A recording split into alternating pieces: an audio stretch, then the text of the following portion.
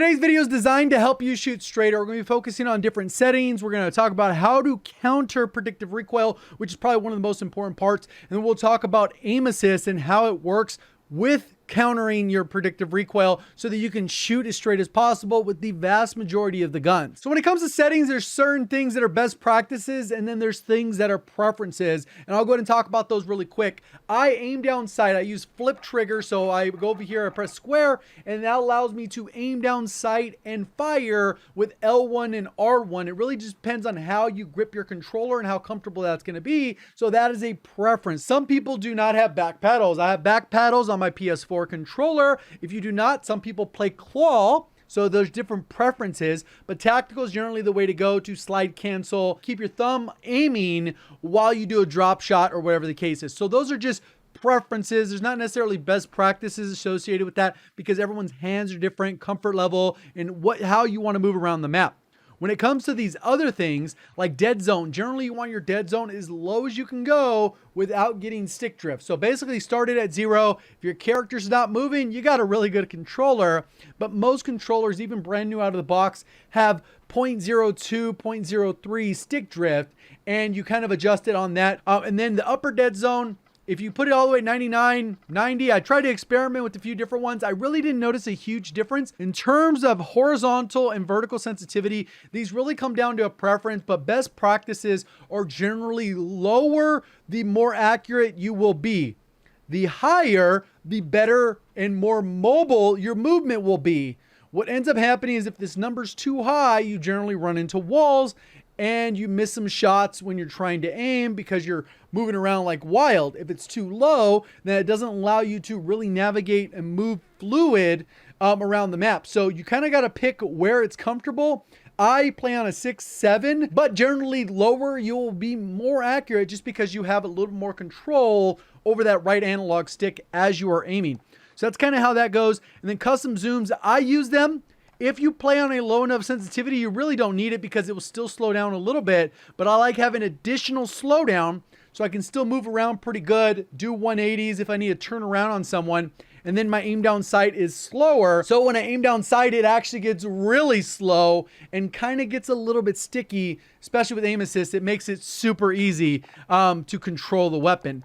Aim response curve, the most popular is dynamic, and the default is kind of what we played on forever. And then there are a few players that go with linear. It kind of really comes down again to preference. Best practices, I would say that the vast majority of people run dynamic for a reason. So I would definitely say to go with that without getting into all the technical nuances of it. Controller vibration, best practice usually turns this off, but some people do like that vibration. Aim assist standard is the best practice.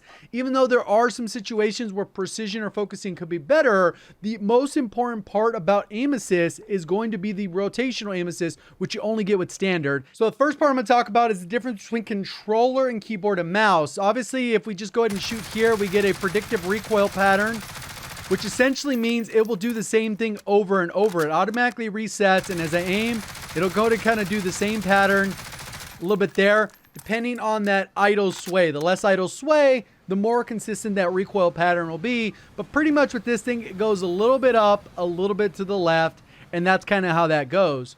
How it works with the controller is we get consistent input. So what I mean right now is nothing is happening. If I pull down slightly, like barely any, it'll continue to go down. So you can see there's a steady input. Even though my thumb is not moving or adjusting or anything, you're going to get this steady downward movement.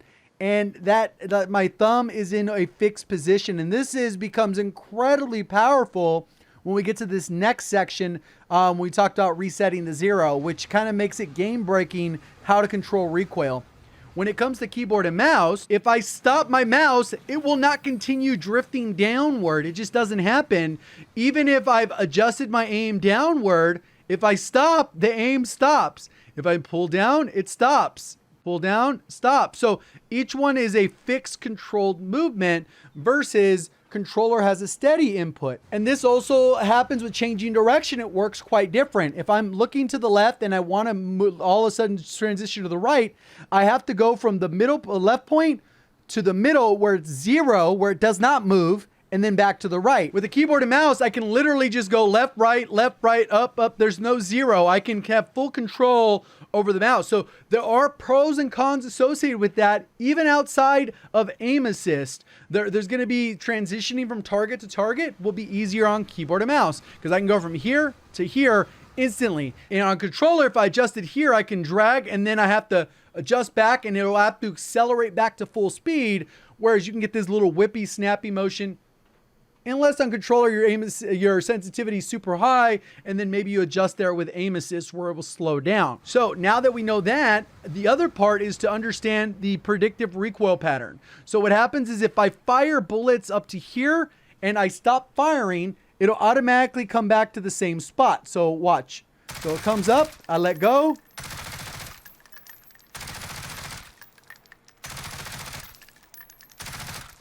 So predictive recoil pattern, it doesn't go dot, dot, dot, dot, dot, dot, dot.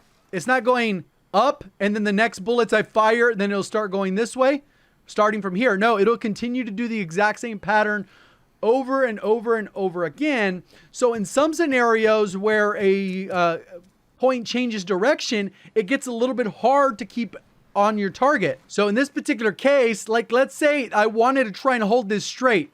What ends up happening is for controller player, I have to pull down and then after about 12 bullets, then I have to pull down and then to the right at a different down and right because it actually shoots up at a different angle. So this could be a little bit tricky as if I pull down and then I pull to the right, I have to adjust. It's going to be a little bit of wobbliness there and that makes it a little tricky. That's why keyboard and mouse like certain guns and in controller, typically they like certain guns. Usually a consistent recoil pattern, regardless of the direction, as long as it's consistent, that's usually gonna be favored by controller players because of that consistent input. I just find the sweet spot, which will be the new zero, which we'll talk about, and that will allow me to have zero recoil for that weapon within that boundary because I don't have to go, oh, it goes this way, then this way. Versus with keyboard and mouse, what I would do is pull down and then adjust to the right. If I was a really good keyboard and mouse player, I would already know the pattern and it would be a little bit easier to control because I have the consistent movement to be able to adjust for the weapon. I'm not a keyboard and mouse player. So a good example of this is with a weapon like the PKM that pretty much has mostly vertical. It just kind of goes straight up with the bullets kind of zigzagging back and forth. So in this particular case, we'll be able to see that. And as a controller player, it'll just go straight up, right? Pretty easy to control. So what happens is all I have to do is if it has a fixed rate, I just pull down at that rate. So if I find that sweet spot, it'll just kind of stay in the same spot. I'm not actually adjusting my thumb anymore once I find that sweet spot. Obviously, it's been a while since I used the PKM. I'm using it fresh out the gate right now. I'm not like, oh, I know that sweet spot. Usually when you use a weapon for a while, you can get more accustomed to hitting that sweet spot a little bit easier with the controller. So if I go ahead and aim down, I can go ahead and get that little bit of a sweet spot and I don't even need to adjust for much because the controller, as long as I don't move my thumb,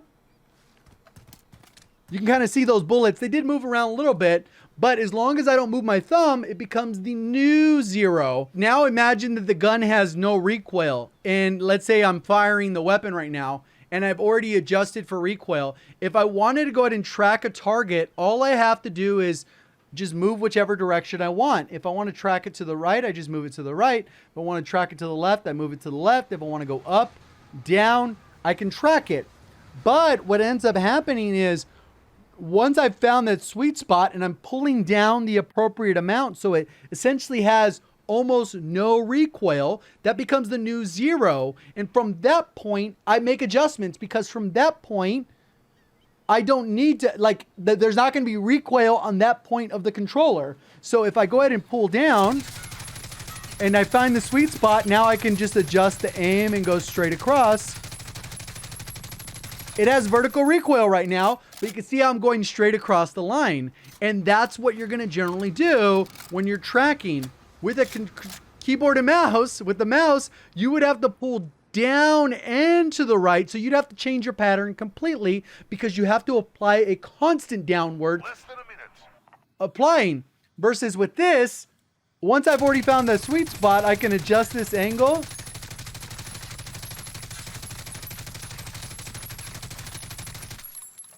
without actually having that vertical recoil, because you've created a new zero, a fixed point. And that works with like 90% of the meta weapons are low recoil. The ones that have these wonky recoil patterns like the NZ41, you don't see them used because they're doing this. No controller player is going to use that because it doesn't allow you to reset the zero and have a fixed point that makes it shoot straight. And this works with several weapons. Hopefully that resetting zero sets a little bit of a light bulb off for some of you there that kind of had a little bit of confusion.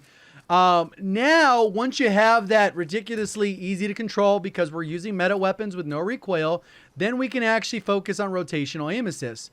Obviously, this guy's hiding over there, so I'm not going to get the aim assist. This is an AI bot, so you can see how it slows down. If I go ahead and strafe, I'll also get rotational aim assist. All right. And that is forward, backwards, or side to side. So as long as you're moving your left analog stick, like in this particular case, you will get some what is called rotational aim assist. And that'll allow your body to automatically start turning towards the target. And what ends up happening is if I don't apply an input, it'll automatically start to rotate towards a player. The closer they are, the stronger the pull. So if I get in a position where I'm in an ADS on this guy and I rotate across, it's already, you could already see it kind of rotating. Not so much that it sticks across, but you can kind of see how it's already turning your character. And that's, sometimes it's stronger or weaker or whatever. But right here, you can kind of see it already rotating my character, and I'm not moving it. And it does a little bit of stickiness. But what happens is if a good player is controlling it where the recoil is not going to move, and I'm on the target, I can be able to just shoot straight. And you're going to not miss with the vast majority of meta guns. That's usually what is the most important part for a meta gun. Or a lot of people get caught up on the TTK and all these other things. But if the gun you cannot land with a high percentage of shots, the weapon's just not going to be usable by the vast majority. So even on an incredibly high sensitivity, you will feel this slowdown. So if I put the ADS sense low, what ends up happening is I'm not used to this sense, but when I slow down, it's still manageable. And what will end up happening is even though I cannot control that recoil properly, what will end up happening is it'll automatically snap onto the target. So sometimes just having your ADS sense low, you can see it basically stops on the guy for me. I don't have to be, it's not really hard to have the good accuracy once you understand the mechanics of having even just my feet rotate like this. I'm going to get that little bit of extra sticky aim. And it's going to be super easy, even for a sensitivity that I'm not accustomed to. So appreciate all the support on the content. Thank you for watching. As always, have a great day.